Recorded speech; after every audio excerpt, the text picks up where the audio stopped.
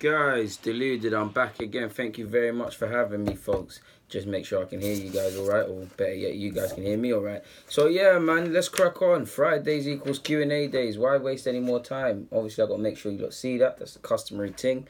One love for the questions. You've asked me a range of questions via a range of different channels, whether it's on Facebook, YouTube, obviously, Twitter, Snapchat, my email, whatever you lot have done in it, however you got the questions in. Thank you very much. Sorry. And if I missed you out, clearly you've seen by the scale of the questions, I don't do it on purpose. I really give you as much time as possible to ask questions, but I'm not always going to catch them all the time. So please don't feel disheartened. Please don't feel I'm airing you. Please don't feel I'm parring you. Just notify me again, and we'll go again next Friday. But let's crack on, man.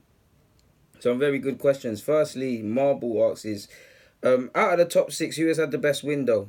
Well, it's important to remember that the window's not closed for a couple of weeks. I mean, the World Cup's almost done. We'll see some acceleration. And it depends what you want to quantify the best window, because I know Manchester City probably have the most assembled squad. I know a lot of their players are at the World Cup, and they've been basically robbed for Fred, who committed to United, and reports are they will look dead set to get Jorginho, who 1 minute he wants to go to City despite Chelsea being involved. The next minute he's had a Chelsea medical. It does look like, again, I'm not in the know, I don't know what's happening, but it does look like he's gone to Chelsea. So by that logic, you've lost out. Clearly they want a midfielder, and two of their rivals have poached their two prospects. So they probably need that.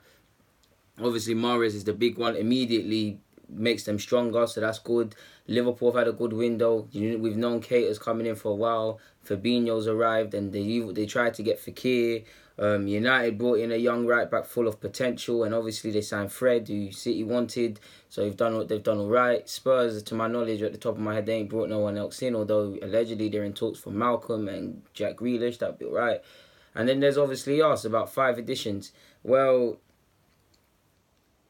it depends, man. I'd probably give it to Liverpool slightly, because I look at Keita and Fabinho, and if I'm a Liverpool fan or any football fan, that's going to gas me. And okay, they didn't get Fekir, but these sort of things, and it looks like they're going for Shaqiri, these little things make the squad stronger.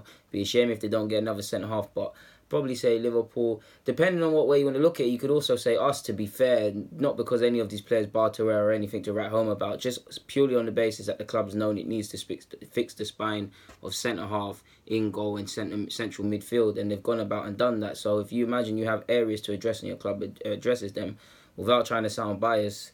And again, these players might ultimately flop, but yeah, I'd probably say I'll give it to Liverpool and Arsenal. Although if Chelsea, rumours of Chelsea to be believed, then they're bringing in Renagli, Golovin, who else? Who else has been linked with Chelsea? Jorginho, like I've said, these sort of men come in there. Easily Chelsea have had the best window for me so far then, because Jorginho's a bad boy. Renagli, I wanted him at Arsenal. Golovin's got some serious potential. So I'd probably say them, my guy. Next question. Connor asks is, who's your girl on Love Island? That's a tough one, man. If you're talking looks, then the new girl who came in is alright. Probably the new girl, to be fair. Probably her, Samira. Even though Samira annoys me, quite frankly pisses me off. Who else is there? That's probably it. I think Danny's dead. I think Ellie's dead. I think bare of them are just dead things, really. So it'd probably be them two off the top of my head. Megan, Megan as well. She's a sort still. But that'll be it, my guy. Someone's asked me as well, have you done your PFSA course, bro? I'm interested in becoming a scout too, but I don't know where to start. Any advice? I'm not employed by any club or any consultancy to scout, so I'm the wrong person to ask for advice. I have no advice.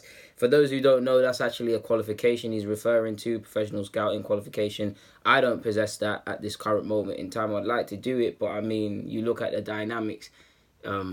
FA have their recognised qualifications, talent ID 1 and 2. I've got 1, but 2 is proving hard to book because it's never free. PFSA, better yet, it's recognised. But I mean, all of these qualifications for a community that is gated and kind of shut off doesn't fill me quite rightly with confidence to go out there and pay the £200 and then go up to Manchester and pay for accommodation to then still be in the same position, my guy. So I don't have an advice for you because I don't know what I'm doing myself. Hayder asks is, appreciate your knowledge on football. How did you know him? Well done, mate. He's referring to Daisy just by simply watching football and following football and watching football and following football as much as these other YouTubers claim to do it. Like, that's it, really. Next question. What does Torreira Joe asks is, what does Torreira coming in mean for Maitland-Niles? Joe Willock or De Silva. These three really need to be pushing on this season. If they don't get 15, 20 games, they need to go out on loan. Maitland-Niles will no doubt get that. De Silva and Willock, they're candidates to probably go on loan, to be fair with you. So you have a lot of truth in that statement. Willock probably flies away with the first team, so he has a chance to put himself in the shop window of Unai Emery and prove that he can be a member of the side. So we'll see where that one goes. But I like Joe Willock a lot, and I've got confidence in Maitland-Niles. He signed a new deal and be talked up highly. Adam Miller asks, great vids. Keep it up, pal. Thank you, my guy.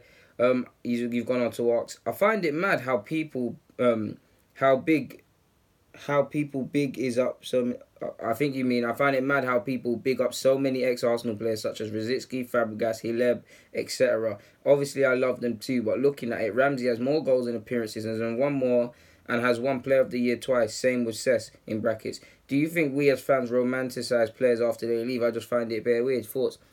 Facts, bro. I've said this in my vid. That's facts. We do.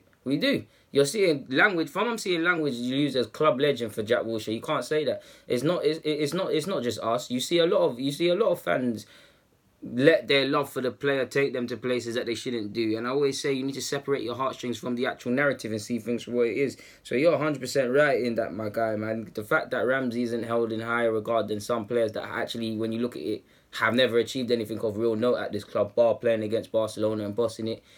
Yeah, I understand that, man. So you got truth in that. Someone's asked me, Harry Kane or Kylian Mbappe? Kylian. I'm having Kylian every time of the week over Kane, man. Oh, what is? Next question. Dre asks, what's your thoughts on Sam Greenwood, bro, the 16-year-old striker we signed from Sunderland? My extended thoughts are in a video I've done, but from what I've seen of him, doing my little research, he's got fantastic technical abilities. He knows where the eyes for goal is, and he looks like a fantastic addition for the under-18s as they look to, I assume, win the league, going against a tough Chelsea side, and probably win the FA Youth Cup, having got to the final, and obviously we didn't do it. So yeah. Mark asks, what's up, Deluded? With the signings we've made so far, who do you think should make our starting 11 home and away? Well, at this moment in time, I need to see a couple more pre-season games before I make any comment on that, my guy. But yeah, that would be it. Main man Uber asks, top 5 academies. Well, if you're talking the top 5 academies that I watch, I've got a soft spot for Charlton Athletic. I like to watch Gladbach, Lyon, Monaco, Caen, El Havre, Lens, PSG's academy, Gomez, and all of them lot. So I'd say them, to be fair with you, my guy. Deep has also asked. Oh wait, no, I'm going too ahead of myself. Igor asks, will Lacazette start with Aubameyang or on the bench? I hope they both start together, but I mean, there's gonna clearly need to be games where one starts and one doesn't. I mean, I'd like to see them both start in big games, but if we were, I don't know, getting to the advanced stage of a cup competition, there might have to come a conversation where we keep some firepower on the bench. So I'd like to play both, but at some point, one of them will have to control the bench, and it makes them both competitive because they're good friends, but they have to compete at the end of the day. So yeah, thank you for that question. Deep asked, who I was meant to answer the question. You think youngsters from Belgium, France, Holland have to join BPL teams? They never get a chance in the first team. I think the clubs will always buy 24, 18-year-old players.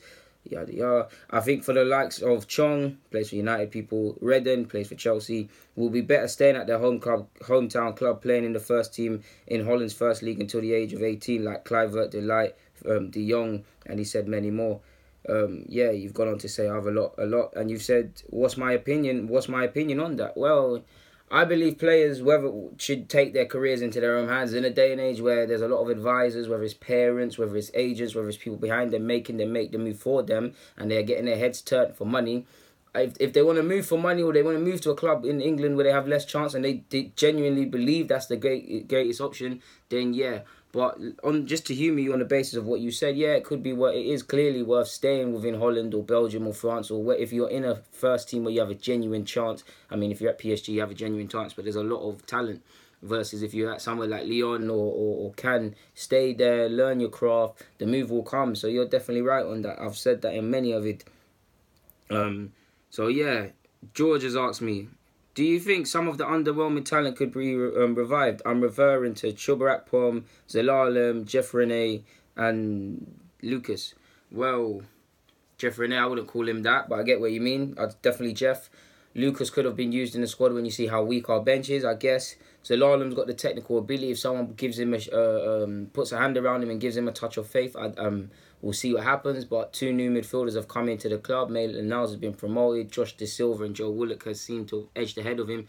So he might just need to keep it moving. The ability is there, but it's, yeah, you can never rule it out, but it looks a myth, man. So yeah. Igal Ibrahim asks, France has the best 11 subs in this World Cup. Is that fair? They're French, bro. Emmanuel asks, how is Henry developing in his coaching pursuit? Well, I personally don't know. You'd have to speak to Henry himself. But, I mean, he's was part of a coaching staff that reached the semi-finals or so of the World Cup. So it seems to be going all right. Maybe he gets a taste for management or wanting to go into it full-time now because... yeah, normally he's there at these events. He's normally giving his opinions. And 2014, I'm sure he was a commentator. And yeah, he played obviously against France. It wasn't meant to be. Probably put him in a tough position being a Frenchman coaching with Belgium. So yeah, man, it seems he's developing well. Alf asks is, deluded. If you were a lower league team manager, which released players from any team would you try to sign? I was wondering what Sunderland are going to do after 2 relegations in a row with a limited budget. Do you think it'd be a viable option to gamble on the young side to climb back into the Premier League? As much as I love young players, it's very, very naive to think that they can climb from League One back to the Premier League, in my opinion, with young players, solely young players. I don't think that could happen for numerous reasons. If you're asking me to name specific players, it's very hard to list that stuff off the top of my head.